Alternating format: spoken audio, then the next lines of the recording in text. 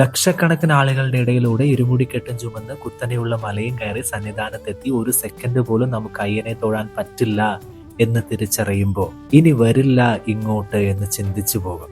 പക്ഷെ എത്രയൊക്കെ തിരക്കാണെങ്കിലും ശരണമന്ത്രങ്ങളാൽ മുഖരിതമായ ശബരിമലയിൽ നിന്ന് ഓരോ ഭക്തനും പടിയിറങ്ങുമ്പോൾ ഓരോരുത്തരും ചിന്തിക്കുക അടുത്ത മണ്ഡലകാലത്തും വരാൻ കഴിയണേ എന്നായിരിക്കും. അങ്ങനെ ഒരു പ്രത്യേകതയുണ്ട് ഈ ഒരു പുണ്യഭൂമിക്ക്.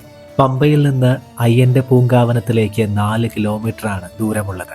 ആ 4 കിലോമീറ്റർ നമ്മളെ തന്നെ തിരിച്ചറിയുന്ന ഒരു യാത്രയായിരിക്കും. നമ്മളൊക്കെ എത്ര ഭാഗ്യവാന്മാരാണ് എന്ന് ചിന്തിച്ചു പോകുന്ന നിമിഷങ്ങളാകും അത്.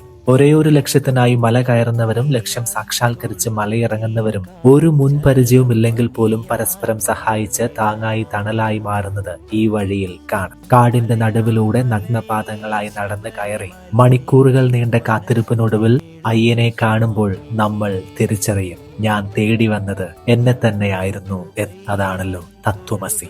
വീണ്ടും അടുത്ത വൃശ്ചിക പുലരിക്കായുള്ള കാത്തിരിപ്പിലാകും ഓരോ അയ്യപ്പ ഭക്തനും.